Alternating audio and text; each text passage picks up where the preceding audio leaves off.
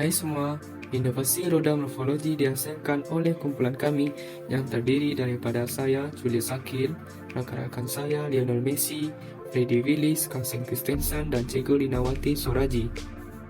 Morfologi ialah cabang ilmu logistik yang mempelajari struktur kata dan bagaimana kata-kata terbentuk serta berfungsi dalam suatu bahasa. Dalam konteks peperiksaan CJ Pelajaran Malaysia SPM, untuk subjek Bahasa Melayu, soalan morfologi berkaitan dengan analisis bentuk kata, pembentukan kata dan membina ayat. Berikut ialah beberapa konsep penting yang sering diuji dalam soalan morfologi kertas 2 Bahasa Melayu SPM. Yang pertama, jenis kata seperti kata nama, kata kerja dan kata adjektif. Yang kedua, pembentukan kata seperti kata terbitan, kata ganda dan kata majmuk, serta menguji kemahiran membina ayat daripada kata yang diperoleh daripada bahan. Inovasi ini tercetus kerana permasalahan yang dihadapi oleh murid yang tidak mahir mengenal jenis-jenis kata dalam bahasa Melayu. Selain itu, murid didapati tidak mahir menjawab soalan bahagian A morfologi kertas 2 Bahasa Melayu SPM. Kami menghasilkan inovasi ini dengan tujuan untuk membantu murid mengenal jenis-jenis kata dalam bahasa Melayu dengan lebih cekap, sekaligus dapat membantu murid menjawab soalan bahagian A morfologi kertas 2 Bahasa Melayu SPM. Untuk menghasilkan roda morfologi, kami sedaya upaya meminimumkan kos dengan menggunakan kotak kasut sedia ada yang digunakan semula. Selain itu, kita pelekat serta 8 keping kertas putih saiz A4 digunakan untuk membalut bahagian luar kotak dan mencetak soalan. Berikut ialah kos bagi menghasilkan inovasi roda morfologi, iaitu hanya RM4 sahaja diperlukan untuk mencetak soalan dan jawapan filem lamina dan pita pelekat, manakala kotak kita semula tidak memerlukan kos. Mari kita lihat cara-cara bermain roda morfologi. Yang pertama, permainan roda morfologi ini boleh dimainkan antara 3 atau lebih orang pemain. Yang kedua, pemain boleh menentukan giliran masing-masing untuk memusing roda morfologi tersebut. Yang ketiga, pemain perlu memusingkan roda morfologi yang mempunyai 35 soalan.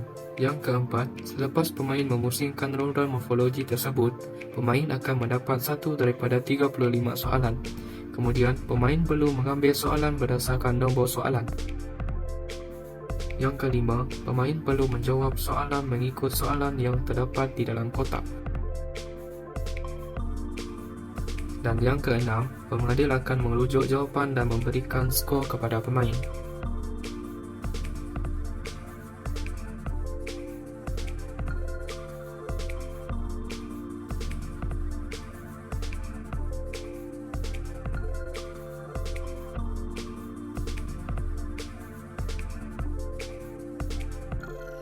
Selepas beberapa kali mengaplikasikan roda morfologi dalam pembelajaran, murid dapat mengetahui, mengingat dan memahami jenis-jenis kata dalam bahasa Melayu. Selain itu, murid berupaya membina ayat daripada jenis kata yang diperoleh daripada bahan. Pada akhirnya, murid mampu menjawab soalan bahagian A morfologi kertas 2 Bahasa Melayu dengan lebih baik. Daripada data dapat disimpulkan bahawa peratus peningkatan tertinggi dicatatkan oleh murid 2 dan murid 4, iaitu 13.92%, manakala murid 3 satu-satunya murid yang tiada perubahan sebelum dan selepas ujian. Secara keseluruhan, data tersebut menunjukkan peningkatan markah ujian 2 berbanding ujian 1, iaitu purata peningkatan sebanyak 7%. Hal ini menunjukkan bahawa roda morfologi memberi impak positif dalam membantu murid menjawab soalan kertas 2 Bahasa Melayu SPM. Potensi pengkomersialan inovasi roda morfologi antaranya ialah kami dapat menghasilkan produk unik yang boleh dijadikan sebagai salah satu bahan bantu pembelajaran.